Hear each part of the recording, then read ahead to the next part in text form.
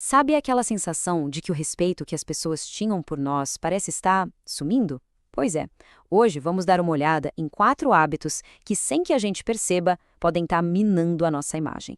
E a gente vai usar a sabedoria estoica para entender isso melhor. Quem nunca se fez essa pergunta, né? Aquela coisa de se sentir meio invisível, de ser subvalorizado, mesmo dando o nosso melhor para sermos ouvidos.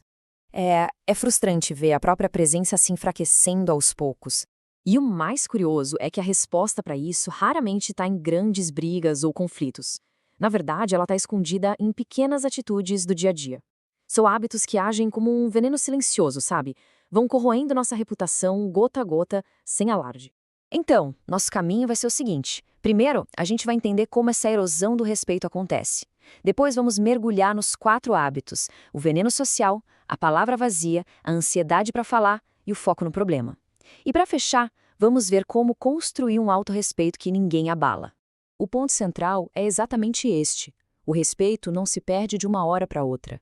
Ele vai se desgastando com o acúmulo de coisinhas pequenas, de ações ou até de omissões. É um processo lento, quase imperceptível, até que, um dia, a gente nota que a forma como os outros nos veem mudou completamente. E é aqui que a filosofia estoica nos dá uma ferramenta poderosa. O imperador Marco Aurélio nos lembra de uma coisa fundamental. O respeito, antes de mais nada, é um trabalho interno. Ele nasce do nosso caráter, das nossas ações e não da aprovação dos outros. Ok, vamos ao nosso primeiro hábito. Ele geralmente começa como uma coisa inofensiva, né? Uma distração social, uma conversinha. Só que a fofoca tem um efeito tóxico que se espalha muito além daquele momento. A mensagem oculta da fofoca é essa aí. Quem fofoca está, na verdade, dizendo não confie em mim. Pensa bem, se uma pessoa fala dos outros para nós, o que impede ela de falar de nós para os outros? Nada. A confiança morre ali mesmo. E qual a saída, então? Os estoicos sugerem uma mudança de foco bem consciente. Dizem que mentes pequenas discutem pessoas, enquanto mentes grandes discutem ideias.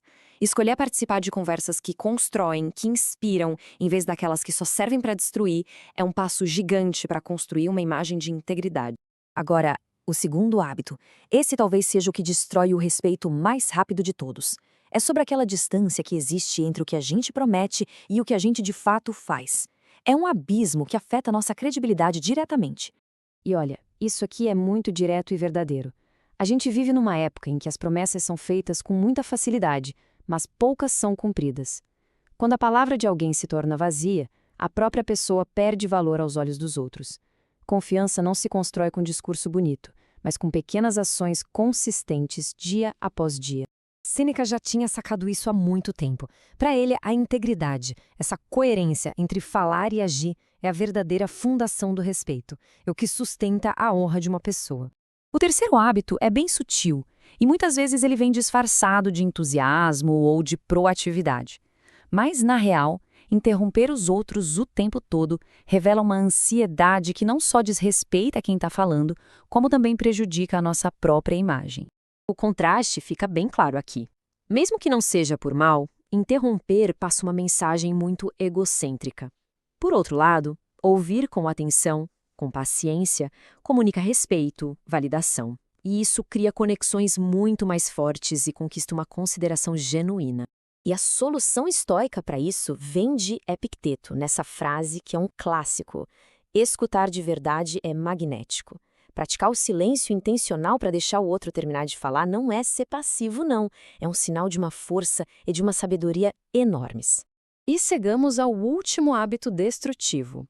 Olha, desabafar de vez em quando é até saudável, mas quando reclamar virar um traço da personalidade, isso afasta as pessoas e prende a gente num ciclo de negatividade sem fim. O efeito da reclamação constante é duplo. Ela suga a nossa própria energia e a energia de quem está por perto. Viver reclamando nos coloca no papel de vítima, de alguém que só foca no que está errado sem nunca tomar uma atitude. E vamos combinar, ninguém respeita uma pessoa que está sempre mergulhada em queixas. Mas claro, os estoicos tinham um guia prático para lidar com isso. Diante de um problema, a pergunta é simples: isso está sob o meu controle? Se a resposta for sim, então o foco tem que ser na ação. Se for não, O foco tem que ser em aceitar e proteger a paz interior. Essa mudança de mentalidade transforma um reclamão em um agente de mudança. Bom, depois de analisar esses 4 hábitos, a gente chega ao ponto principal de tudo isso. O respeito de verdade, aquele que permanece, não vem de fora para dentro. Ele nasce de dentro para fora. A mensagem-chave é essa. A verdadeira força não precisa gritar, não precisa dominar. Ela se manifesta na calma, na integridade e na confiança. É o caráter que inspira o respeito. A imposição nunca vai fazer isso. E para colocar isso em prática no dia a dia, aqui ficam algumas frases poderosas baseadas nos princípios estoicos. Elas funcionam como ferramentas mesmo, para a gente manter a calma, estabelecer limites claros e defender a nossa dignidade com elegância, sem precisar entrar em brigas que não levam a lugar nenhum. E a gente termina com essa reflexão. No fim das contas, a disciplina estoica não é sobre ganhar discussões, é sobre dominar a si mesmo. Proteger a nossa paz interior é a maior vitória de todas. A questão que fica é, como cada um de nós vai aplicar essas lições para blindar a própria serenidade?